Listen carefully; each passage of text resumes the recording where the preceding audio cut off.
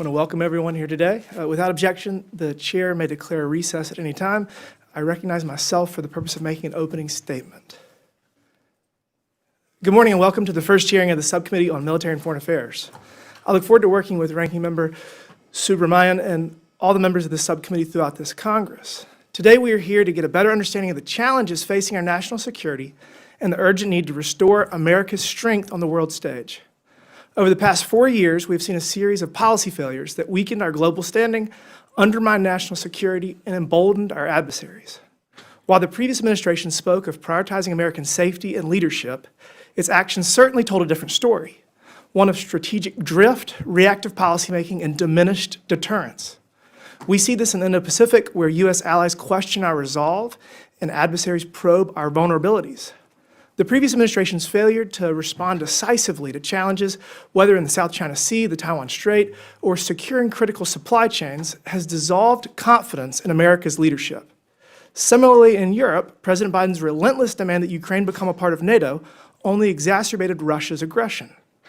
The Biden administration's failure to communicate a clear endgame after Russia further invaded Ukraine, allowing the war to drag on at great cost to global stability and the American taxpayer. In nearly 3 years, the U.S. allocated $124.9 billion in security assistance to Ukraine. To put this in perspective, the U.S. spent nearly $89 billion in security assistance in Afghanistan over 20 years. I cannot help but be concerned about the speed at which funds are being allocated and whether they are being used effectively. Even though we support Ukraine against invasion by Russian forces, it is critical that we ensure accountability and strategic oversight of our financial support to reach objectives that benefit the U.S. national interest. Unconventional threats in the digital domain continue to reveal our vulnerabilities. Nation states and criminal organizations engage in cyber espionage and attacks against critical infrastructure. The GAO has consistently named cybersecurity as a threat year after year on its high-risk list. Despite decades of warnings, the failure to prioritize this vulnerability continues to jeopardize our national security. The lack of urgency with which the prior administration approached these vulnerabilities put American businesses and citizens at risk. We must act to defend our cyber frontiers, invest in resilient infrastructure, and strengthen public-private cooperation to remain a global leader. Finally, while the Biden administration was preoccupied with other priorities, the global terrorist threat grew. The botched withdrawal from Afghanistan was more than just a failure to execute. It signaled to the world that the United States was willing to abandon allies and leave security vacuums that enemies could exploit. Iran-backed terrorist organizations such as Hamas, Hezbollah, and the Houthis have escalated their attacks with alarming frequency. October 7th, 2023, a terrorist attack on Israel was a direct consequence of failing to maintain strong deterrence in the Middle East. The ongoing hostage crisis, in which several Americans remain captive, underscores the price of the Biden administration's inaction.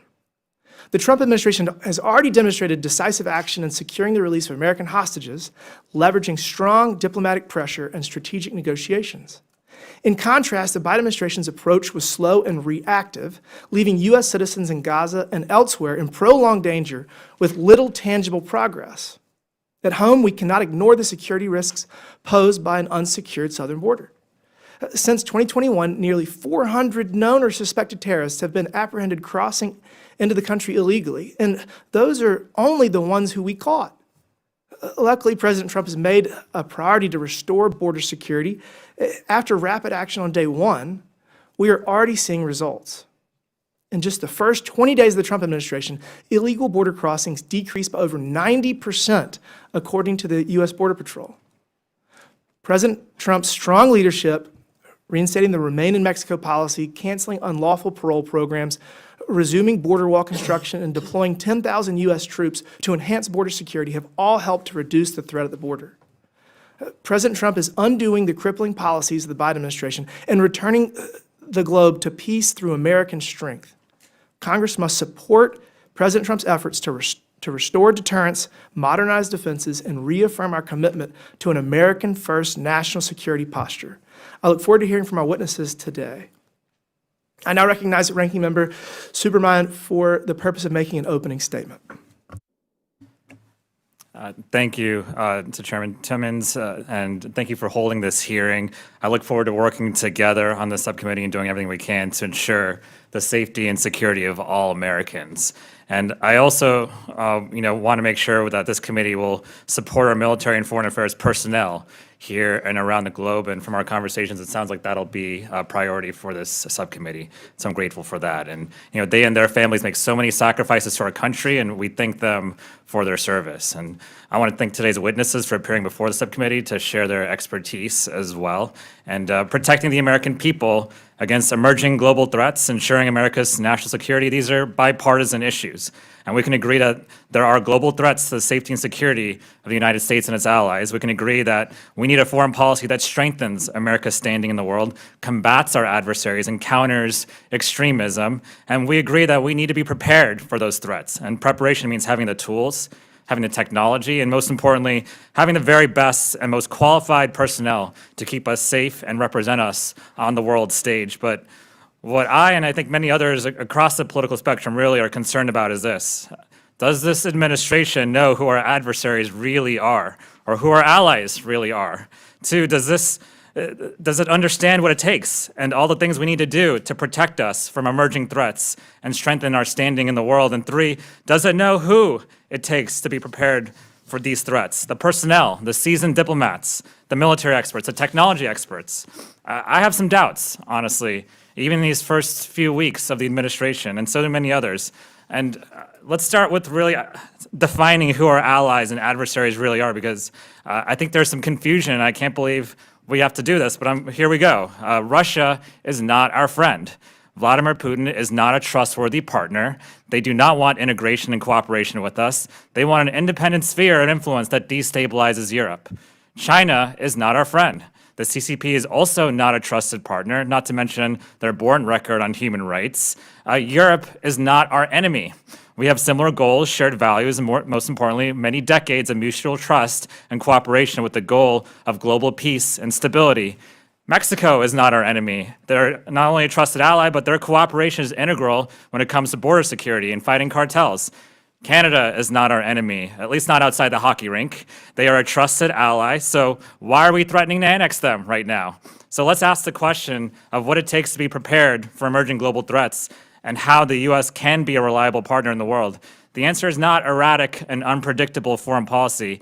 The answer is not making and breaking promises to our allies. The answer is not betraying our allies, signaling to them that we're an unreliable partner. If our allies believe that they cannot rely on us, they will stop sharing critical intelligence. That is a threat to our country. Intelligence sharing with our allies is a critical part of protecting America's national security.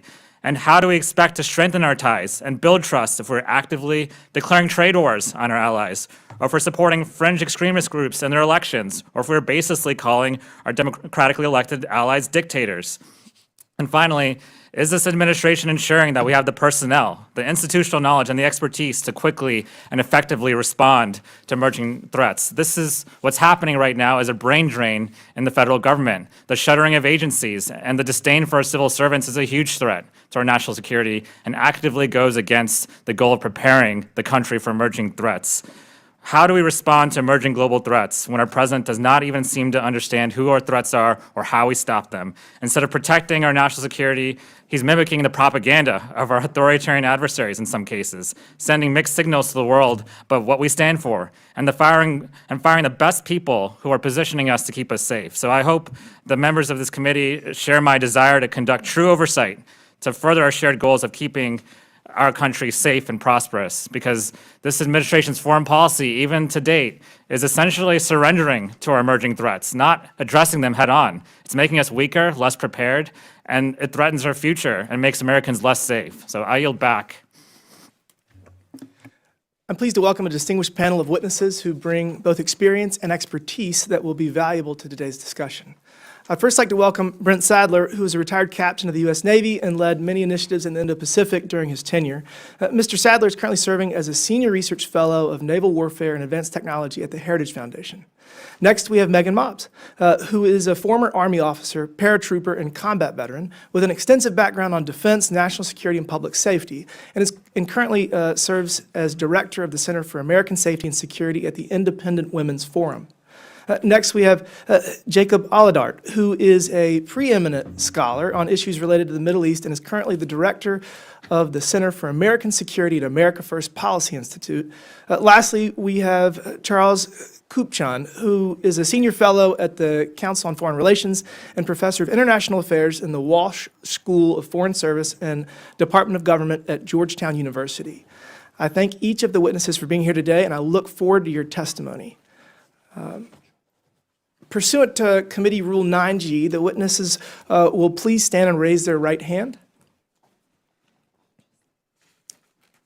Thank you. Do you solemnly swear or affirm that the testimony that you are about to give is the truth, the whole truth, and nothing but the truth, so help you God? Thank you. Let the record show that the witnesses answered in the affirmative. You may take your seat. We appreciate you being here today and look forward to your testimony. Let me remind the witnesses that we have read your written statement and it will appear in full in the hearing record. Please limit your oral statements to 5 minutes. As a reminder, please press the button on the microphone in front of you so that it is on and the members can hear you. When you begin to speak, the light in front of you will turn green. After 4 minutes, the light will turn yellow. When the red light comes on, your 5 minutes has expired, and we would ask for you to please wrap it up. I now recognize Mr. Sadler for his opening statement. Good morning, Chairman Timmons and Ranking Member Subramaniam. And thank you for the opportunity to share my insights with the distinguished members of this committee and the American public. It has been nearly 4 years since Admiral Philip Davidson, the then commander of the Indo-Pacific Command, warned that China was preparing for a war over the fate of Taiwan by 2027. In that time since, American statecraft has not risen to the times, as recent world events make clear. Russia has invaded Ukraine and waged the largest war of aggression in Europe since World War II. An avoidable war, but missed opportunities to posture military forces, confusing diplomatic messages like President's minor incursion remark in late January 22, together with a persistent reluctance to arm Ukraine with the weapons with authorities to use them as needed, signaled a green light for invasion and a predictable years-long war of attrition. With Western allies providing munitions and weapons to Ukraine in a prolific and unsustainable rate, Iran, through its proxies, attacked. On October 7, 2023, Hamas launched a barbaric assault on erstwhile ally Israel, which grew to include proxies in Iraq, Syria, Hezbollah in Lebanon, and the Houthis in Yemen. The attacks in the Red Sea against our warships has further depleted American munitions critical in a war against China. 120 SM-2, 80 SM-6, 20 Standard Missile-3, and Advanced Sea Sparrows that will take many months to replenish. This followed the former administration's sanctions relief, releasing more than $16 billion to Iran, and non-response to Iran proxy attacks, 83 of which against U.S. forces occurred between January of 2021 and March of 2023, only 4 of which of those occasions were responded to. This made clear to the mullahs in Tehran the time to attack was in.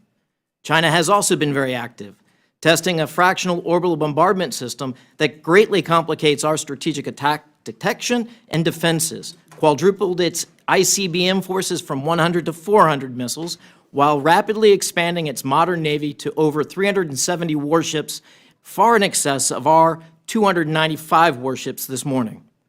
This has fueled a confidence and increased aggressiveness by its military.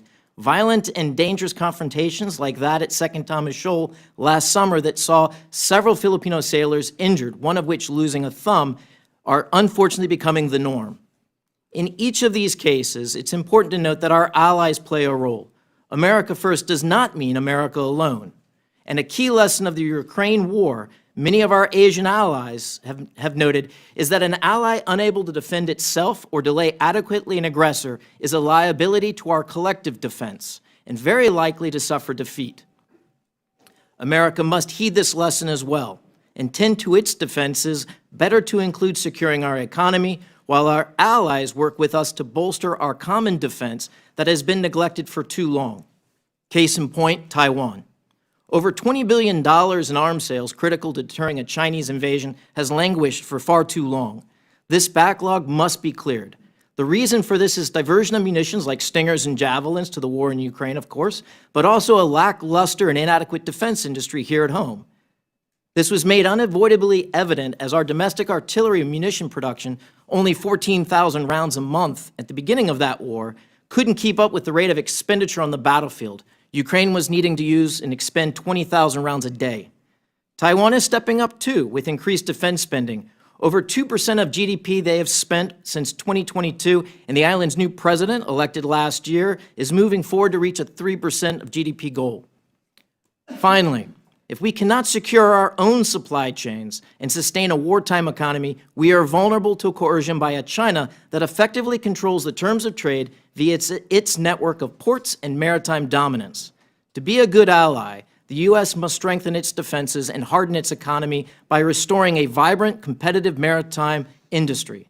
The lessons of the last 4 years make clear sustained peace is only possible with the strengthening of our defenses. Thank you. Thank you. I now recognize Dr. Mobbs for her opening statement. Chairman Timmons, Ranking Member Subramaniam, and members of the subcommittee, thank you for the opportunity to testify today on emerging global threats. For me, this means having a timely discussion on the future of U.S. foreign aid and the indispensable role of soft power in securing American interests. The world is rapidly changing, and authoritarian regimes are waging a relentless campaign to expand their influence, undermine Western institutions, and reshape the global order. They understand that power is not only measured in tanks, ships, and missiles, but also in influence and perception. If we are to prevail in this competition, the United States must effectively deploy both hard power and soft power.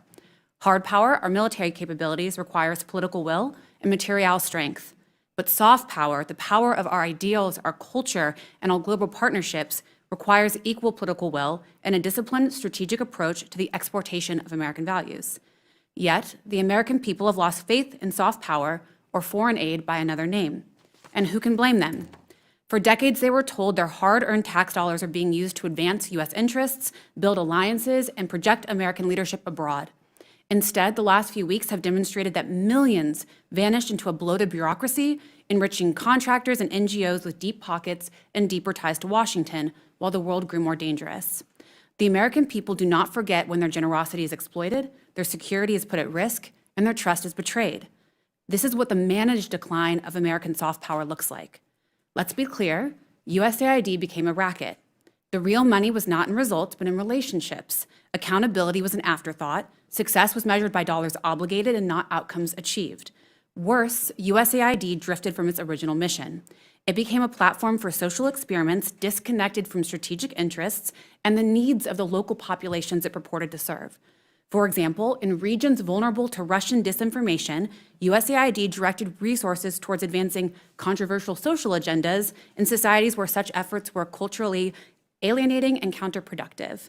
This not only undermined our credibility, but provided Russia with powerful propaganda tools against us.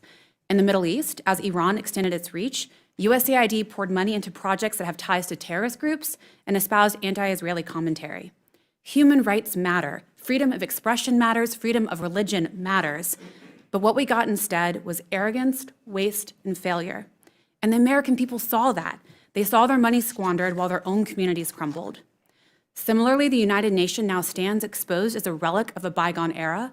Far from effective at multilateral cooperation, the UN has become a stage upon which authoritarian regimes flaunt their power and democratic nations flounder in procedural paralysis. The time has come for the United States to fundamentally reassess its support and potentially defund the UN altogether. Defenders of the UN argue that its existence, however flawed, is better than nothing. This is a dangerous delusion. A system that legitimizes aggression and rewards hypocrisy breeds more conflict, not less. Diplomacy devoid of enforcement is an invitation to lawlessness, and we see the consequences of that today. War in Europe, genocide threats in the Middle East, and an increasingly aggressive China in the Pacific. The United States must lead in forging a new path. Clinging to a dysfunctional institution out of fear of the unknown is not leadership, it is surrender. Multilateralism is not inherently virtuous, especially when it shackles America to an institution that emboldens its enemies.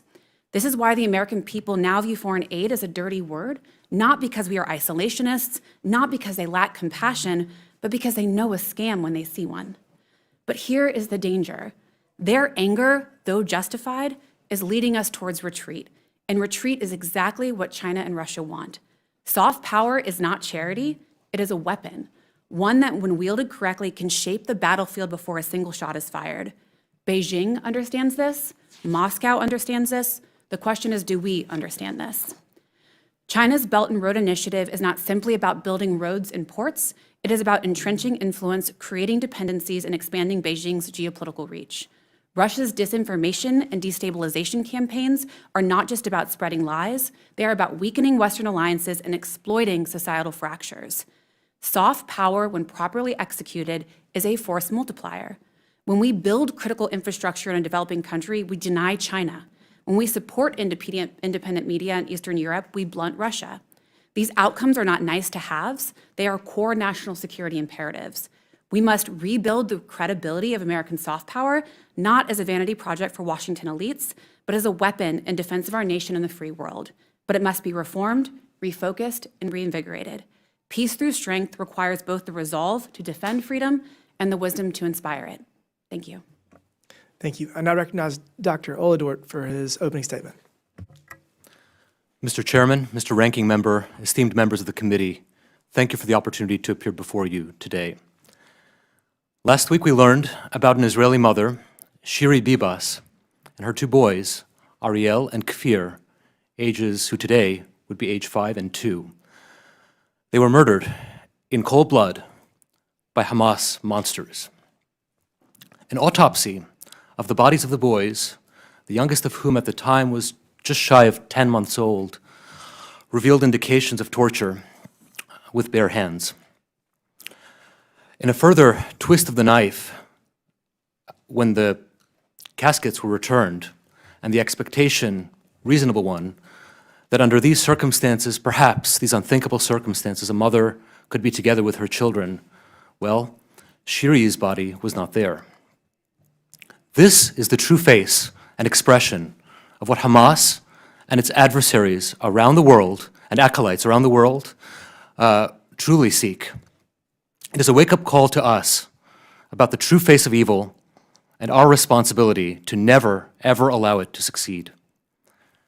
The Middle East is the part of the world that I know best, and it is there that I will focus my remarks. Today, our close partners in the region, Israel and the Arab states, are eagerly looking to the United States to lead. I believe that what will happen in this region will shape world events for years to come, with implications for how we deal with the People's Republic of China and with Russia. President Trump and his team bring the exact right focus, innovation, and boldness to deal with this anti-American axis. Their approach worked in 2017, yielding historic achievements, and they will work today. It is thanks to President Trump and to his team that we are finally seeing American hostages returning home from around the world, including those who've suffered unthinkable conditions in Hamas's terror tunnels. The world in 2025 could not be more different from the one President Trump inherited in 2017. The Middle East has transformed overnight in unimaginable ways, due solely to the bravery and sacrifice of the men and women of the Israeli Defense Forces and the Israeli Air Force through the invaluable support of the United States, making Iran its weakest in decades. And yet, paradoxically, Iran is also its most aggressive, all as it inches closer towards acquiring a nuclear weapon. Those parts of the region that were once formerly part of its empire of terror, parts of Syria and Lebanon, thanks to the effectiveness of Israel's military pressure, today are entering new chapters of transition and uncertainty, presenting challenges for us. In the Middle East today, I believe there are 3 key priorities for the United States that require urgent attention. The first, how to deal with the Islamic Republic of Iran. The second, how to effectively eliminate the threats facing Israel. And the third, how to restart the Abraham Accords. Earlier this month, President Trump reintroduced an expanded version of his maximum pressure campaign, scaled to address the full gamut of threats that the Iranian regime poses to the American people, both abroad and at home. On that very same day, President Trump unveiled a bold new vision for the future of Gaza, one that explicitly promises and guarantees the prosperity and security of the Gazan people, just as it does to their neighbors to the north. This is a subject that nobody had wanted to talk about, much less for which anybody had previously offered a plan. By making this announcement, President Trump immediately catapulted this issue to the top of his priorities in the region, compelling our regional partners to cooperate on a plan as they are doing today.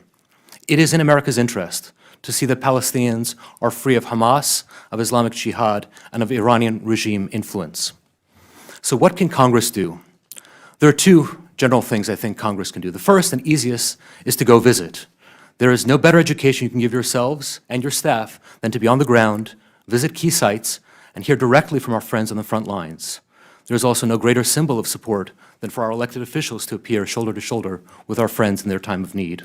Second, I encourage you to look and follow the administration's policy on Iran, augmenting it as events develop on the ground, while looking pragmatically at places like Syria and Lebanon, and where our regional partners can help lead and shape events on the ground to reinforce our deterrent against our adversaries. This is not a job for the United States to do alone, and yet it is only the United States that can point the way. America First foreign policy is not America alone. It is the projection of American strength abroad on behalf of the American people, marshaling our allies and partners to build a better world of peace and security. I encourage you to build that world for the sake of our people and for our children. Thank you, and I look forward to your questions. Thank you. I now recognize Dr. Kupchan for his opening statement. Thank you, Mr. Chairman. I'm pleased to have the opportunity to share a few thoughts with you this morning. I think we are at a historical inflection point in the United States and globally, and that President Trump has the potential to be the agent of change that would adapt the United States and U.S. grand strategy to a changing world, and it would adapt a world to a changing United States. We've been through an era that we call Pax Americana that opened at the close of World War II, and it was based upon U.S. primacy. It was based upon a thriving political center in the United States, the rise of the middle class, fired by the industrial era. And this gave rise to a certain kind of American foreign policy and a certain kind of international order anchored by the United States. And I think we're now at the end of that era. And the end of that era has been driven by the onset of the digital age and by the erosion of the American middle class, and with it, the hollowing out of the political center. And we're also in an era in which power is shifting in the international system from west to east and from north to south. As a consequence, we need to go from the old to the new, and Trump, if nothing else, is a disruptor who recognizes that it's time to go from the old to the new.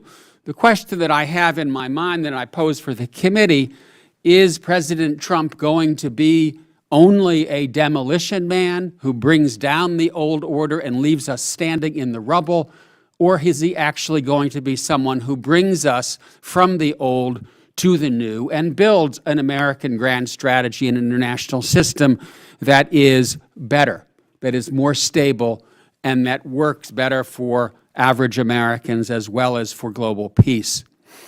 There are aspects of Trump's foreign policy that give me hope. He is more transactional, and he is therefore talking to Vladimir Putin and Xi Jinping. That, in my mind, is a good thing. We need to talk to bad guys and not just to our friends. Number two, he's pushing fair trade rather than free trade. We have lived through several decades of hyper-globalization that did not work to the benefit of many Americans. It's time to fix that. Number three, less democracy promotion, less time spending problems far afield, more time spent solving problems at home. Number four, immigration. I don't think there's any American in this country who doesn't understand we have a broken immigration system. And number five, a leaner, more effective, and more efficient American government. Who can object to that goal? That having been said, I see four risks, and they are very serious risks, of where America First could run off the rails.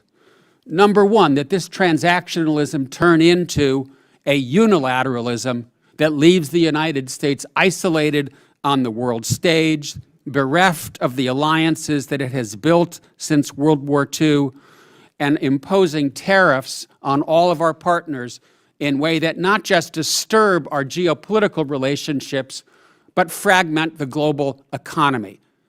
This looks a lot to me like the 1930s and Smoot-Hawley if we do 25% on Mexico, 25% on Canada, and 60% on China. Number two, underreach. What's happening today with Ukraine is, on the one hand, a good idea. We need to talk to the Russians. But it has been handled very poorly. There's no strategy. Why is Trump insulting Zelensky? Why is he saying that Ukraine is to blame? Why did he just yesterday order his diplomats to vote no on a resolution at the UN that said this is Russian aggression? If this isn't Russian aggression, I don't know what aggression is. And so we need a government that understands who's right and who's wrong, and to stand up for a democracy that's struggling for its survival.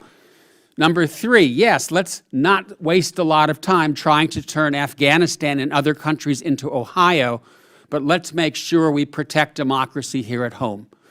And I've studied what happened in Hungary and in Turkey and other countries that became illiberal democracies after long runs of democracy. We are not far from that outcome. And I would ask this House, this institution, to make sure that it jealously protects its powers, and that we make sure that the rule of law and that the norms and practices of liberal democracy are preserved. Final point, I think the United States needs a better and more efficient government. What I see happening is the United States is breaking its government. President Trump is taking a wrecking ball to the U.S. government and the world that America Dr. made. Kupchan, your time's expired, sir. And it's time to speak up. Thank you. I now recognize myself for 5 minutes of questions. Mr. Sadler, the U.S. is engaged in an era of great power competition, yet our actions haven't always reflected the urgency of this challenge. How would you assess the United States' current strategic posture in relation to China and Russia, and are we sufficiently prioritizing military readiness and deterrence? Yeah, the short answer is that we're shooting behind the duck, to use a Southerner's term here. We've admired this problem as a nation, bipartisan, multi-branch, executive, Congress, for far too long. In the early 2000s, China acknowledged, recognized, as the smoke was still rising over September 11th attacks in 2001, that was their strategic window of opportunity, and they have not failed to deliver on that. They've rapidly grown across the board, their military, while we have shrunk. And we need to do better. It requires reorganizing the way that we are doing business in government. We do need to take a fresh perspective, like we did in 1947 with the National Security Act, and get ready and retool for this new Cold War that we're in. But the focus on just readiness is a failure. Focus just on capacity is a failure. And focus just on some new capabilities and modern weapon systems is also a failure. We're in an and world. We have to do all three of those things if we hope to keep the peace. All while realizing we have $36 trillion in debt. Sounds easy. A critical element to this problem is that the Biden State Department prioritized certain foreign military sales while ignoring others, despite all being authorized by Congress. It seems that the future, well, at least in retrospect with Ukraine, it would have been better to arm them prior to Russia invading. The term that I think is used most is the porcupine method. As of September 2024, the U.S. foreign military sales backlog to Taiwan included $20.5 billion in weapons that had yet to be delivered. What specific reforms are needed to ensure critical defense equipment reaches our allies in a timely manner? Yeah, this one is troubling because the place where we could see the biggest war is with China and the United States. And so it's imperative that we get these weapons to Taiwan. Beijing does count bullets, they count missile tubes, they do count all of these things in their military-to-military balance. It's the easiest, most cost-effective way to avoid what could be the most destructive war that we've seen since we became a nation. Of course, looking back at Ukraine, thanks to President Trump in his first term, he started moving in lethal assistance. It was a little too little, a little too late, unfortunately, as we know, in February of 2022. But we can't allow that mistake to be repeated in Taiwan. The odds are too high, so we need to get that moving. It is process as much as it's money, but it's also industrial capacity. And that means you have to sustain the demand with orders and with resources and budget. And it's really a question of prioritization. Thank you for that. Dr. Olidort, can you outline the key differences between the Trump and Biden administration's approach to securing the release of American hostages? Thank you for the question. In my view, President Trump inherited a bad negotiating hand with this process. It's part of why it's taken so long, not the only reason. But for one thing, we should never have been a neutral broker. We are a party to these negotiations. We have American hostages there. We should have never taken this passive approach. That's just on the framing of it. And there are also about a dozen nations that were represented among the hostages.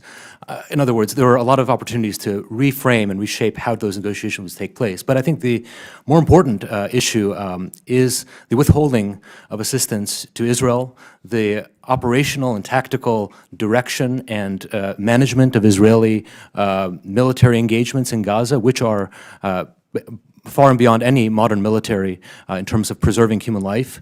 That all had a corrosive effect by by showing a big gap between the United States and our close partner. So I think those two hand in hand were problematic. Thank you. I want to thank each of the witnesses again for testifying. What I'm hearing consistently from each of you is that we need to support President Trump's work to leverage the power of the U.S. economy, improve diplomatic relations, and modernize our defenses. And I realize that some of my colleagues across the aisle are going to take issue with the manner in which the administration is attempting to end the war in Ukraine. But I will point out that they were able to get Mexico and Canada to the table in just hours to secure their side of the border before anybody could even throw stones at the proposal. So yes, we're in a unique era of international relations, but I do believe that these new approaches have potential, and I do believe that Secretary Rubio is very incredibly talented and has a potential to resolve a lot of these challenges ahead of us. Thank you. That's all mine. I now want to recognize the gentleman from Virginia, Mr. Subramanian, for 5 minutes. Thank you, Mr. Chairman.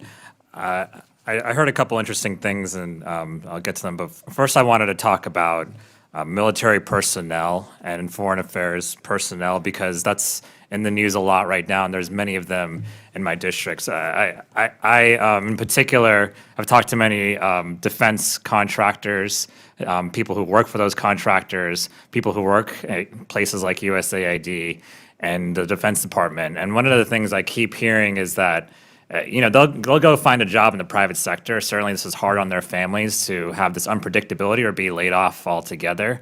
But what they're concerned about is the work, really. A lot of their work sustains our importance and our influence in countries they work in or regions they work in. A lot of our work and the work that they do is critical to our safety, and sometimes it's not easy to explain. It's not easy to explain. Nuclear scientists is making sure that our nuclear arsenal is safe. But when you fire all the nuclear scientists, one, how are you supposed to get them back, right? They're having trouble getting them back and walking back that mistake, for instance.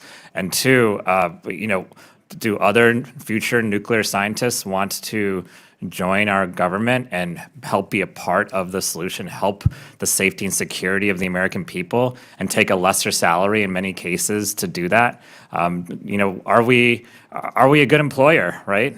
That's going to be really critical in attracting the best and brightest talent in our government. And so this is something I keep hearing over and over again. And especially when you cancel a contract, many times the company will have spent many years investing millions of dollars or more into trying to develop that technology or that asset. And that research and development ends up really going to the wayside, and we go years behind. We get years behind on military technology and assets as a result. And so I want to start there, but I ask for unanimous consent to enter into the record this February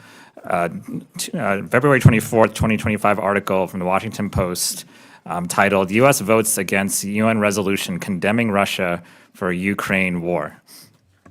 Without objection, so ordered. And the first line says, the United States voted with Russia, North Korea, Iran, and 14 other Moscow-friendly countries Monday against the UN resolution condemning Russian aggression in Ukraine and calling for the return of Ukrainian territory.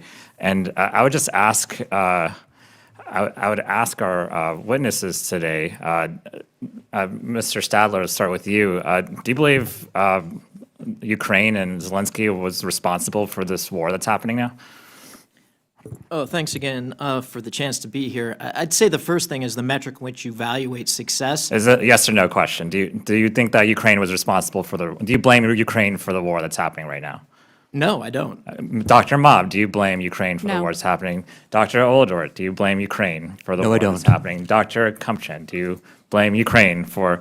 Okay, it's interesting. And then what about this UN resolution here? Do you feel like it was appropriate for the United States to vote against this resolution, Mr. Sadler? I think it's the wrong metric to evaluate.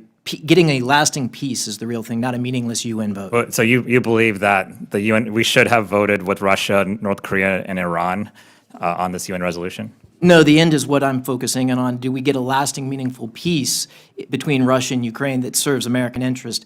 This vote will be forgotten if we get to that. Does this vote give us a lasting peace? I think the jury's still out on that. Okay. Dr. Kupchan, do you believe this vote on the UN resolution gives us a lasting peace? Do you think this was the right move for the United States? No, I do not. I think the only way we're going to get a lasting peace is making very clear to Vladimir Putin that he can't keep taking territory from Ukraine. That is the way to get peace. It's to stop him. And I think I would agree with that. And something else Mr. Sadler said was that if our allies can't defend themselves, then they're not our ally. Is that what you said? I'd love for you to clarify that. No, absolutely. I'd love to clarify that. No, what I saw firsthand in the summer of '22 in Tokyo was, for someone that grew up in Japan, a very stark change because of what they saw in Ukraine. And the lesson they took from that, and I've heard it in other countries throughout Asia, is that if you do not take care of your defense adequately and you can't sustain yourself long enough for your allies to come in, you are a liability to that collective I would say defense. what I took from that, what I'm taking from this administration's foreign policy is that we're not going to be there for our allies. And so why would our allies want to trust us? I yield. Thank you. I now recognize the gentleman from Arizona, Mr. Biggs, for 5 minutes. Thank you, Mr. Chairman. Dr. Mobbs, in your written testimony, you open a section on multilateral institutions by stating the UN is a failed institution. I used to represent NGOs at many multilateral institutions, including the United Nations, and if you want to see illiberal democracy at work, you need to just go up to the UN. If you want to see corruption at work, you just need to go to the UN. So can you elaborate on your statement that it's a failed institution? Absolutely. I mean, clearly it's paralytic, it's bureaucratic, there is evidence of corruption, as you said, if you read my written statement. But just a few examples of that is the Rwanda genocide that we saw occur, Bosnia, Syria, its inability to deter aggression in Ukraine. Not only that, there was the oil for food scandal in 2004. Oftentimes they spend more money on conferences in the administration than they do actually on the programs. There's been UN peacekeeping abuses. There's been allegations of sexual exploitation in Haiti, Congo, all over the place. I am not against alliances, but I think it is clear that this institution no longer serves American interests and is oftentimes, in fact, contrary to American interests. Yeah, thank you for that. I'll leave that, and I'll just point out that when in the discussion on soft power, economic relationships, trade relationships, those are also indicative of soft power as well. And the U.S. Is actually, I believe, now using this kind of soft power. I mean, you see it in the response with Mexico and Canada, just like lickety-split, to actually close the border. So now you have record lows. You haven't seen this low number of daily encounters in probably 30 years more. I don't know when. I grew up on the border. I don't know when we've seen fewer than these. So I'm going to go on now. Dr. Sadler, yokoso irashaimase. Watashi mo nihongo ga dekiru desu. Glad to have you here with us today.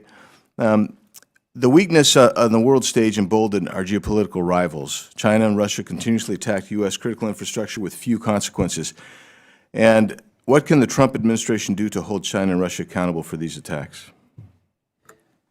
Well, thanks. This is the challenge of this new Cold War that we're in. First, we have to be willing to use all tools that are available to us for an end state, a strategic end. And too often, we've operated in cylinders of excellence, the economics kind of on their own, the military off on their own, and the diplomatic kind of on their own. We need to bring that together and bring all those forces to bear, and specifically. Just this morning, actually, not this morning, but the last 24 hours, there was a vessel, Chinese vessel, yet again, caught severing undersea cables to Taiwan. That vessel is being boarded right now. This is the type of, I would say, we're moving out of gray zone, a comfortable gray zone that we've gotten too comfortable the last 20 years, into a more real and more conventional kind of confrontation. So we have to be ready for these types of incidents. We have to be able to hold those shipping companies. I just want to interrupt you just for Yeah. a sec.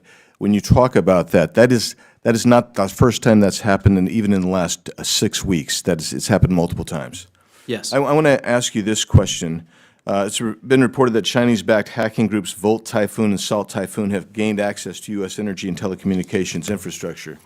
These groups targeted existing law enforcement, national security intercepts, the wiretap access points.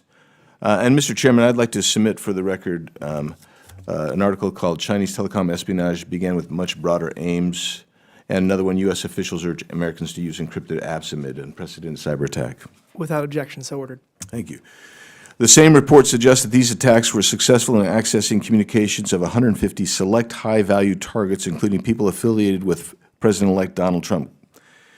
The cyber attacks were so thoroughly embedded in telecom infrastructure that federal law enforcement agencies urged Americans to use communication methods with end-to-end encryption, despite years of efforts by these same agencies to mandate similar backdoors and end-to-end encrypted communication apps.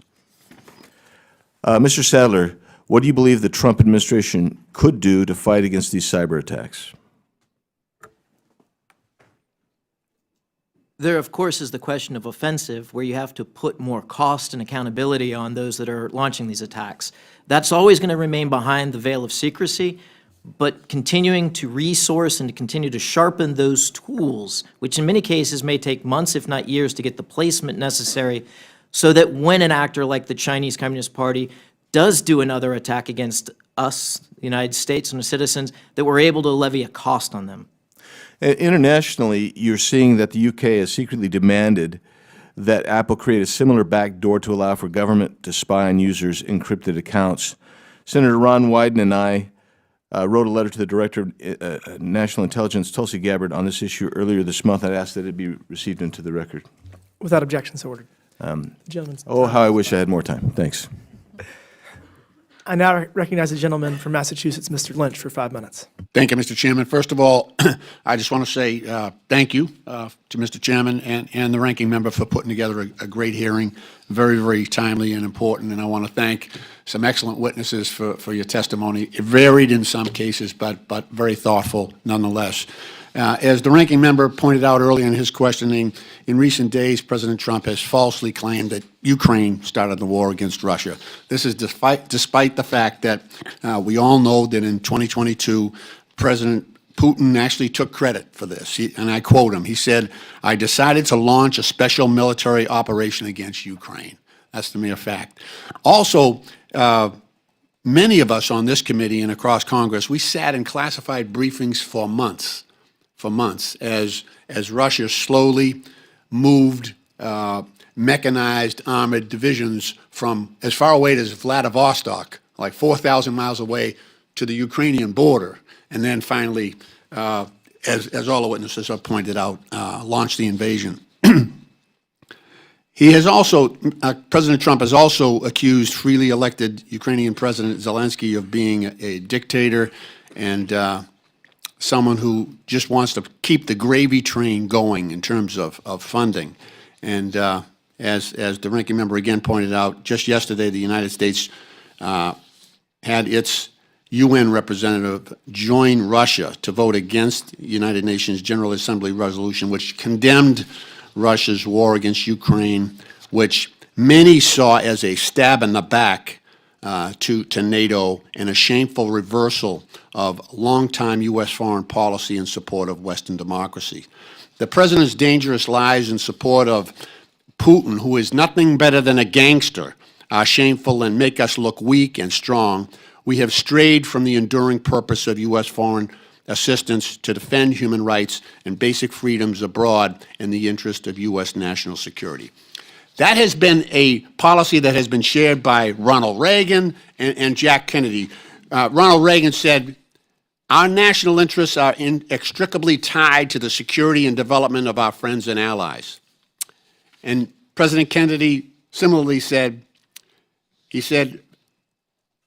"Foreign aid is a very powerful source of strength for us, for our U.S. longstanding support for global democracy and security as defined by American exceptionalism."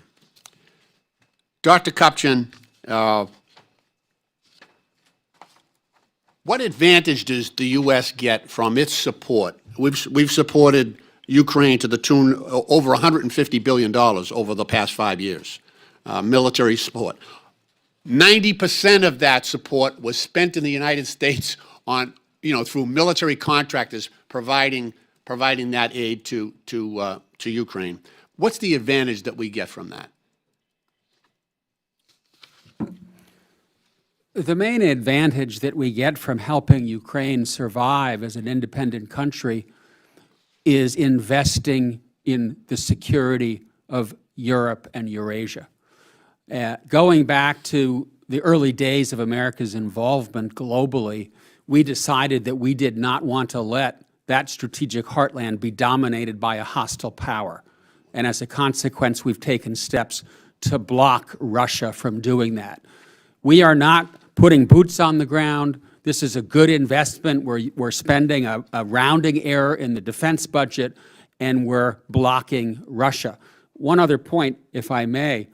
Our strong suit in standing up to Putin is our solid front with Ukraine and our allies.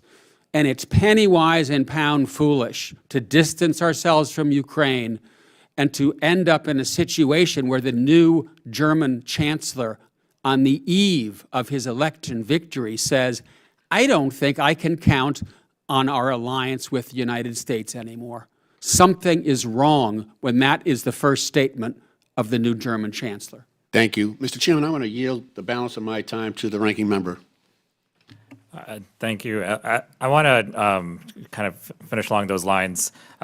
If you may have seen the cutting of USAID and firing of many of its workers, and we heard a little bit about the China Belt and Road Initiative. How do you think this is going to influence our sort of standing in the world? Meaghan is right that there is waste, there is corruption, but you don't throw out the baby with the bathwater, you fix the problem. And right now, as we speak, all around the world, people are starving, they're being denied medicine, fundamental humanitarian assistance is being withheld. Who's benefiting? Our adversaries, the Chinese, the Russians, and others who are filling the gap. Thank you. I yield. I now recognize the gentleman from Arizona, Mr. Crane, for 5 minutes. Thank you, Mr. Chairman, for holding this hearing today on America's national security. I want to start by asking the panel, I'm going to start with you, Mr. Sadler, if you're aware of how our founding fathers felt about imperialism and empires. Well, we fought a revolution to go against it. Right. I think that's still true to this day. What about you, Dr. Mobbs? I would argue that it's no kings, just patriots. Right, I want to ask you, I want to read some statements and see if you guys know who said this. The great rule of conduct for us in regard to foreign nations is in extending our commercial relations to have with them as little political connections as possible. Does anybody know who said that? George Washington. Yep, George Washington. How about this one? Peace, commerce, and honest friendship with all nations, entangling alliances with none. Thomas Jefferson. Thomas Jefferson. How about this one? The United States have no business in making conquests nor in aspiring to any kind of empire. The principal object of government is to secure the happiness of society, not to extend the boundaries of an empire. Anybody know who said that? Come on. Can I guess? Yep. John Quincy Adams. Yes, sir. Exactly. Why do you guys think that our founding fathers were so concerned with imperialism and empire building? Anybody know? Anybody? Well, I think the lesson of American citizens under the British Empire was a very personal one, where you had soldiers in your house. It's a lot of why we have our Bill of Rights. The other is, I think they were probably also students of history, that those type of entanglements would basically bankrupt us and get us away from our core principles of democracy Bingo. and free society. Bingo. Does it concern you guys that we're $36 trillion in debt, annual deficit of $2 trillion? As we sit here and we talk about the United States' global involvement. Do you, any of you guys, because I know you got this, really economics probably isn't your core study, but do any of you guys wonder when that tipping point is going to be, whether it's $40 trillion in debt, $50 trillion? Anybody ever wonder about that? I wonder about it and worry about it, because we Me too, ran Dr. deficits Kupchan. around 55, 60% of GDP when we were a global power. We're now at 120% plus and headed higher. We're going to go bankrupt. I completely agree with you, which is why I believe that the United States should be very cautious in extending itself too far, and I believe in many ways that we have. And I say this, please understand, as somebody who dropped out of college by senior year to join the Navy, and then the week after 9/11 and do multiple deployments. So I do consider myself a patriot and somebody who loves this country, but I do believe we've extended ourselves way too far, and I think we should hearken back to some of the wisdom of our founding fathers. I want to now go into NATO. Mr. Sadler, what percentage of GDP is the United States paying right now for national defense? Around about 3.5%. What about the other countries in NATO? You got UK and several others come in around 2.5% on a good day. France, 1.9%, Italy, 1.5%, Canada, about 1.4%, Germany, 1.6%, Spain, around 1.2%. Do you think it's fair to the United States and our citizens that, you know, these other countries that we have an alliance with aren't spending even 2% or 3% of their GDP? I'd say it's actually even worse than being fair. It's extremely dangerous and reckless on their part. Absolutely. What about you, Dr. Mobbs? I completely agree. I want to read you guys a list of some things that we've recently uncovered about USAID, which I actually tried to defund by 50% last year. 1.5 million to advance diversity, equity, and inclusion in Serbia's workplaces and business communities. 70,000 for production of a DEI musical in Ireland. 2.5 million for electric vehicles in Vietnam. 47,000 for a transgender opera in Colombia. 32,000 for a transgender comic book in Peru. 2 million for sex changes and LGBT activism in Guatemala. 6 million to fund tourism in Egypt, and I could go on and on and on. Do you think, Dr. Mobbs, that helps with the security of the United States, that type of spending? Absolutely not, and actually it erodes our security. Absolutely. Next, I want to talk about real quick, because I've heard some of my Democrat colleagues, rail against the Trump administration foreign policy. Who was the president when Russia invaded Georgia? Anybody know? Bush. Who was the president when Russia invaded Crimea? That was Obama. That was Obama, yeah. Who was the president when Russia invaded Ukraine? The first time or second time? Second time. Biden. Yep. I seem to be missing President Trump's name from that list. So I do think that peace through strength works. Why do you think that Russia didn't make any moves? Why do you think that Russia didn't make any moves while President Mr. Crane, your Trump? time's expired. Can I finish answering my question? No, sorry. We got to keep the clock. I now recognize the gentleman from Maryland, Mr. Mafumi, for 5 minutes. Thank you very much, Mr. Chairman. My thanks to you and the ranking member for the hearing. Obviously, my thanks also to the witnesses who've been witnessing this morning on a number of different things. I just want to try to bring a little perspective. There's several things that I think, well, I know that I have to kind of point out here that are interesting, if not confusing. In 1986, I sat at the White House with President Reagan. I was a young freshman member of Congress. He called us all down to talk about what it was going to be like going forward. We laughed, joked, talked baseball, but when it got to foreign affairs, someone in our class asked, Mr. President, what are we going to do about containing the Soviets. And he, in his own way, said, I'm going to tell you what I've learned from my predecessor, that he learned from his predecessor, and that he learned from his. And that is that all politics stop at the water's edge. We may be Democrats, Republicans, and independents, but all politics stop at the water's edge.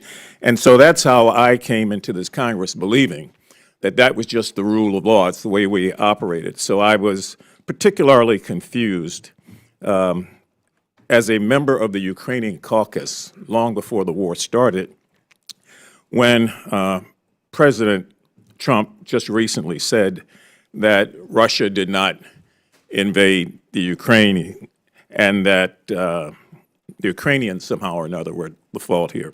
I just want to make sure we're on the record. Is the testimony of each of you that Russia did invade Ukraine, yes or no? Yes. Yes. Okay. Do any of you know why the president said otherwise? Okay, let the record reflect. We've got unanimous consent that Russia invaded the Ukraine, and none of us really know why. Somebody was asking, do you remember statements or slogans? I'm going to ask all of you this. Do you remember who said, are you going to believe me or your lying eyes? Well, I'll tell you. It was George Jefferson on the Jefferson Show when he couldn't believe that Wheezy had told him something that did not exist. So as we get older in life, some things change, some remain the same. I'm concerned also about our global readiness. And I'm particularly concerned when I have seen in recent weeks now the effort to severely tamper down the Black and Latino and Asian efforts within the military to bring young men and women in and to give them an opportunity and to call it DEI. Well, you can't diversify the military. The military is already diversified. 35% of the military are racial minorities.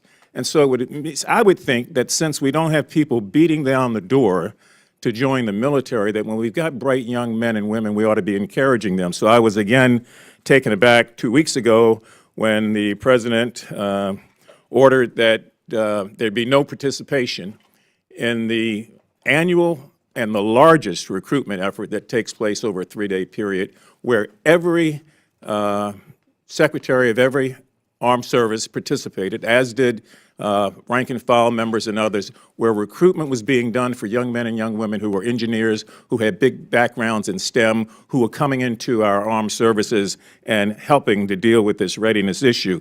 Deployment is real serious. We've got troops, as all of you know, stationed all over the globe. We don't need to find ways to reduce our capability in that regard. And so I would seriously, I should say, hope that that sort of thinking does not pervade.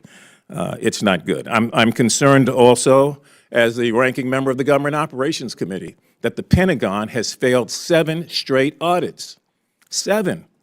And I've been working with them as the ranking member for the last couple of years, along with the chair of that committee. That's embarrassing. So if we're going to talk about, as we have been, USAID, which is less than 1% of the budget, let's also find a way to talk about how we're going to make sure that the billions of dollars that are being wasted each year at the Pentagon does not continue to happen, which affects every aspect of our ability not only to deploy, but to be ready to fight and to do everything else. And I don't see any urgency there. So I want to make sure I am on the record saying we have got to find a way, again, to point out the fact that the Pentagon has failed 7 straight audits. There's a lot of waste, fraud, and abuse there. And I yield the balance of my time to the ranking member. I yield back to the chair. Thank you. Thank you. And I I had no more recognize the gentleman from Virginia, Mr. McGuire, for 5 minutes. Thank you, Mr. Chairman. We live in a great country, but it seems like in government and in politics, we forget about we the people. I'm a very staunch supporter of limited federal government, but if we do anything, we should keep our people safe. And I got to tell you, I think our biggest threat is our national debt. If it was $1 trillion, we should be sounding alarms everywhere.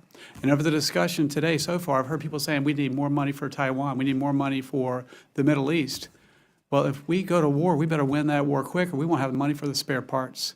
And so, number one, we have got to get our spending under control. And I have a heart but there is so much waste, fraud, and abuse. We've only been in this new administration 5 or 6 weeks, and I think we've just seen the tip of the iceberg. We have competitors, China, Iran, North Korea, Russia, and we have, of course, the proxies. And they are, I think China's philosophy is everything can be used as a weapon, and it should be used as a weapon. Dr. Dobbs, you talked about hard and soft power, and I'd like to ask you the first question is, how would you how would you describe the Biden administration's foreign policy? Did that help or hurt our hard and soft power over the last 4 years? So I would argue that they relied overly on soft power, but I would actually argue that it was a perversion of soft power. It was a focus on these progressive projects that actually didn't necessarily promote the necessary influence where we needed to. And as a result, you had ineffective foreign policy because there was an over-reliance on soft power. Smart power is a successful integration of both, hard power and soft power to get an effective outcome. So you believe that these policies weakened the American people? I do believe that, yes. Thank you. Mr. Sadler, how should China's gray zone tactics in the Indo-Pacific and other strategic regions concern the U.S. leadership? Now, you talked about convention where they were cutting cables.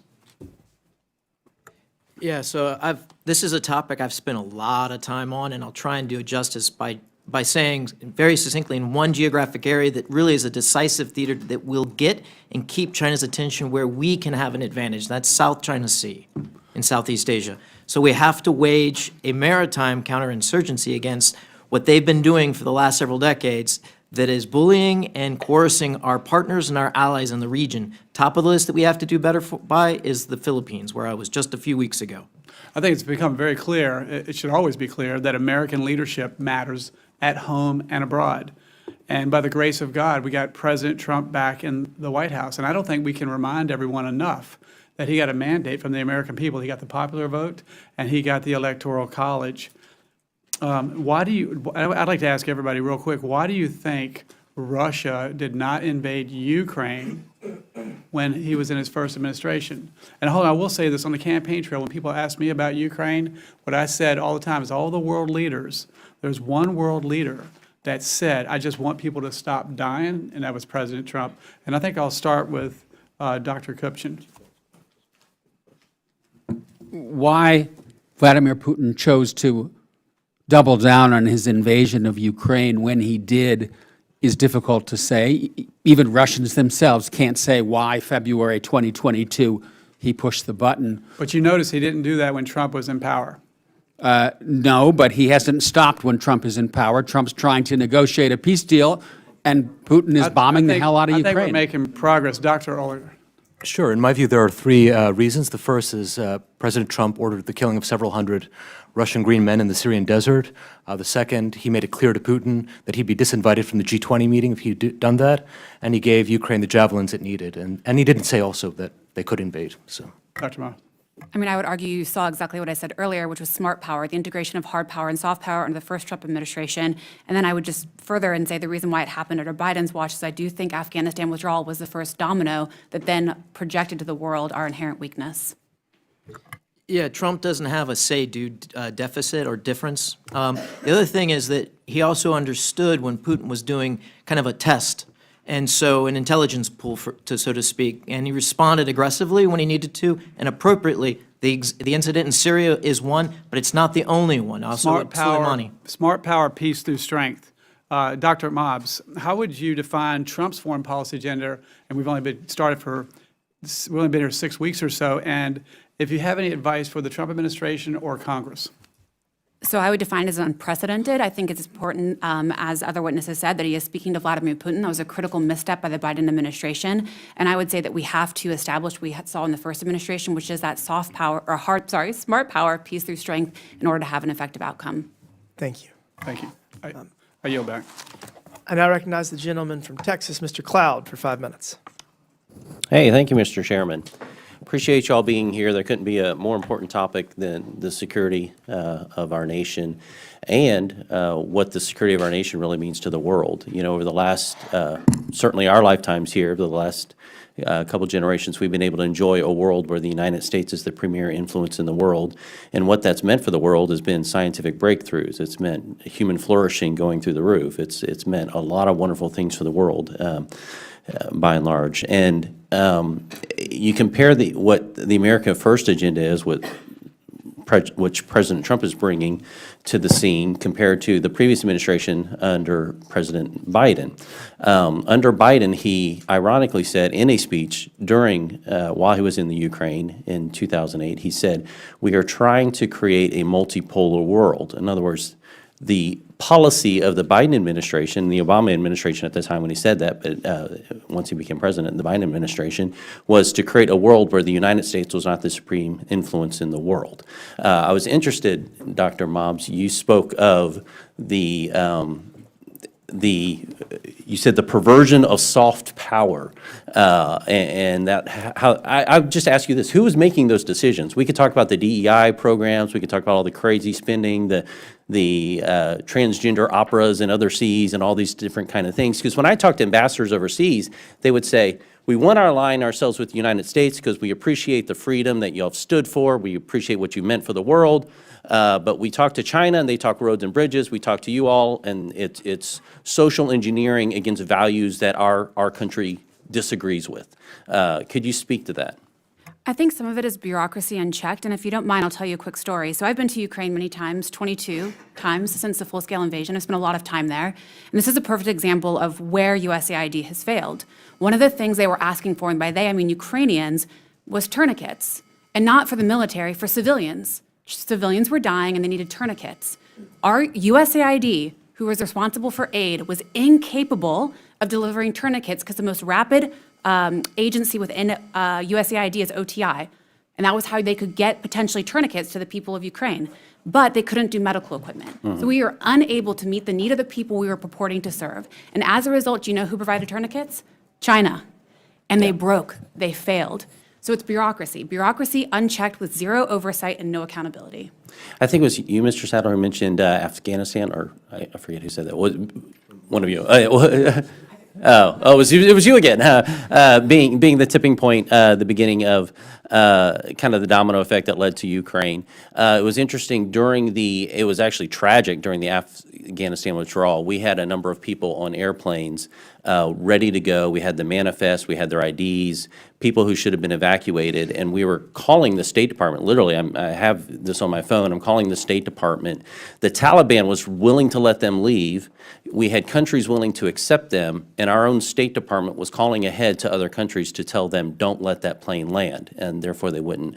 And of course, we know the tragedy of what happened in Afghanistan overnight. You had a semi-free, not in the context of the United States, but overnight they went to, you have the Bible app on your phone, you're being executed. And so we speak about the internal threats, but a lot of these policies are being driven by our own State Department, I guess is what my concern is. I think that's absolutely right. I think that the Afghanistan situation is actually quite more complicated than that, because I think what you saw was an overt politicization of things that shouldn't be politicized. The intelligence community, the Pentagon, the entire national security apparatus, and as a result, you saw everything fail. I think that you saw, unfortunately, hard power fail in some ways, but truly soft power, and that is what projected to the world that we were unprepared and unwilling to do what was necessary. And as a result, I do think that that was a green light for many of the worst actors in the world to do whatever because they felt they could do it unchecked. Mr. Sadler, I wanted to ask you, there was some concern about military recruiting under President Trump's administration. Could you speak to, has that gone up or down since he's been elected? It's going through the roof in a good way. Yeah, record numbers of recruiting. Okay, just wanted to make sure. Could you also speak to the effects that DEI had when it came to it? There was a comment that in the military, we're already diversified. I would say, that's great. Therefore, maybe we don't have to have needs for classes on critical race theory and the like. Yeah, DEI at its roots is a Marxist driven by Marxist ideology, critical race theory. But the manner in which the last administration tried to implement it had an alienating and divisive effect, when we could have actually taken a far better approach, sending out recruiters to communities that haven't seen a military recruiter, high schools that haven't allowed them in the past, but to try to get them in there. That's the type of diversity in geographic, but also communities that we should have done. But instead, they pursued an identity line that fit right in with the Marxist approach, which was about division. Thank you. Thank you. Thank you, Chairman. In closing, I want to thank our witnesses once again for their testimony today. I now yield to Ranking Member Subramaniam for closing remarks. Thank you, Mr. Chair. I appreciate the witnesses coming today. I appreciate everyone on the committee and the chairman.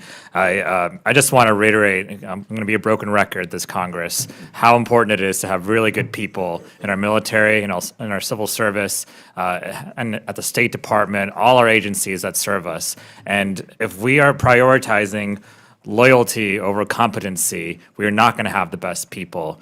If we are firing people who do really cutting-edge, important research and technological innovation in our military and in our civil service, we are not going to have the best people. We're going to be less safe. We're going to have more emerging threats. We didn't talk a lot about Iran, but I want to make sure, I think there's bipartisan consensus that Iran is a real threat and has destabilized the Middle East through its actions funding groups like Hamas and Hezbollah.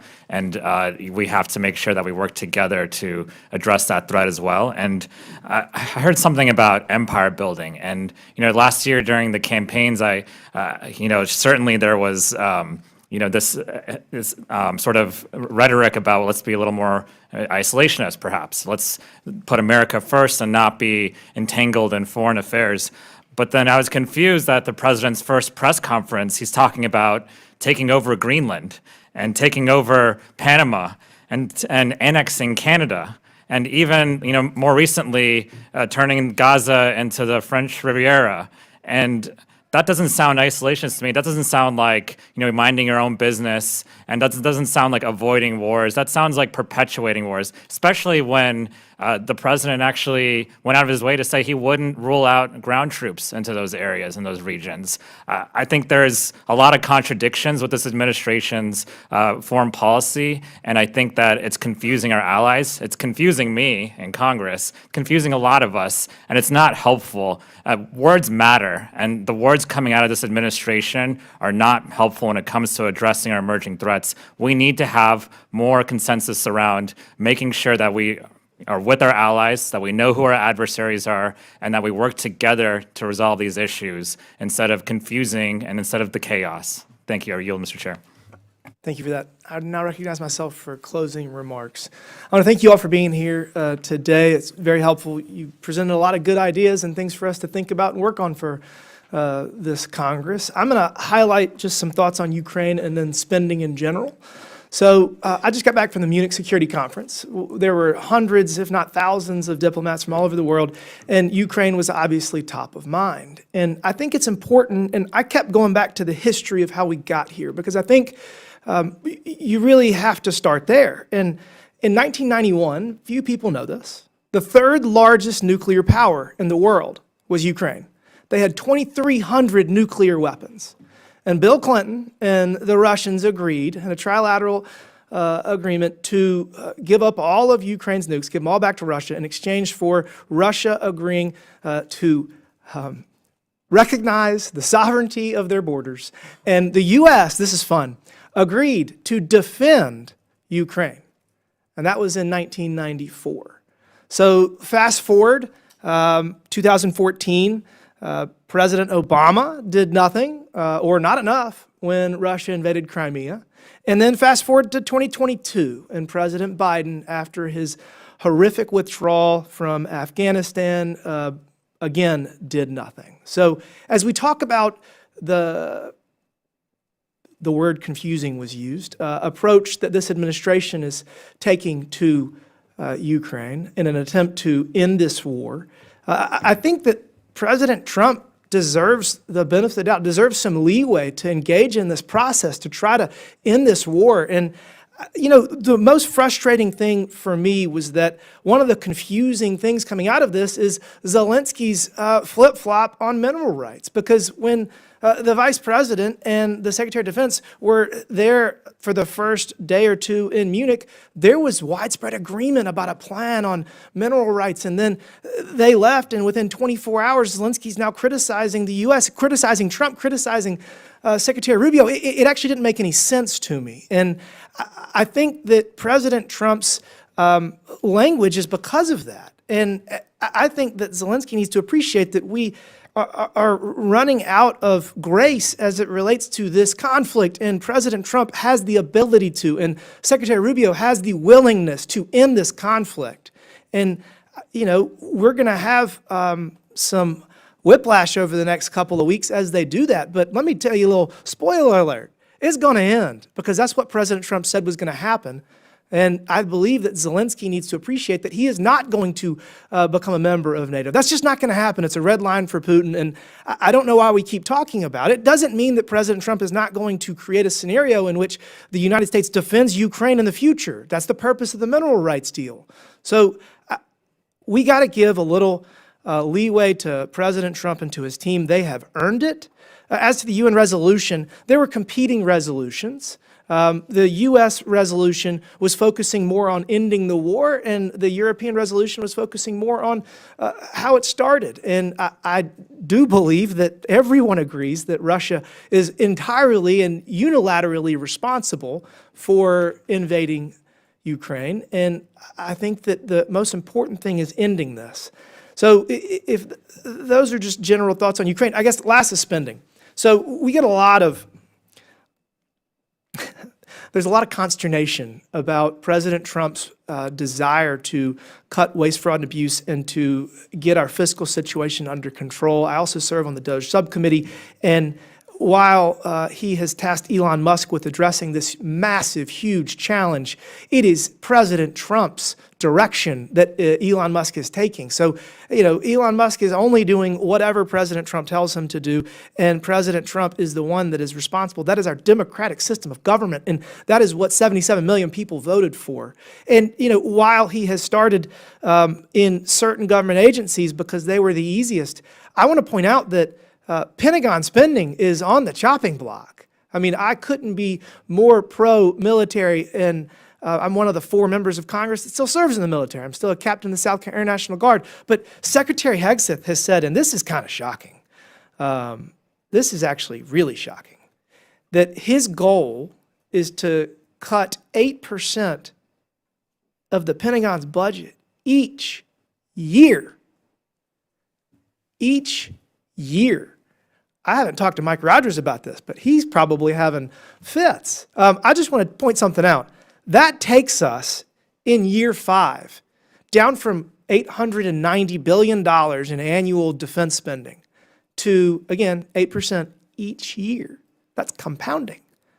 $580 billion would be our defense budget in 5 years. So the spending is not going to be only on Democrat priorities. It's not only going to be on the role of foreign aid. It's going to be across the board because we have $36 trillion in debt and we have a $2 trillion annual deficit. So we're going to systematically find waste, fraud, and abuse. We're going to systematically try to find cost savings across the government. And that is something that we actually just have to do. We're playing musical chairs and we're running out of time. And we got to save our social safety net programs.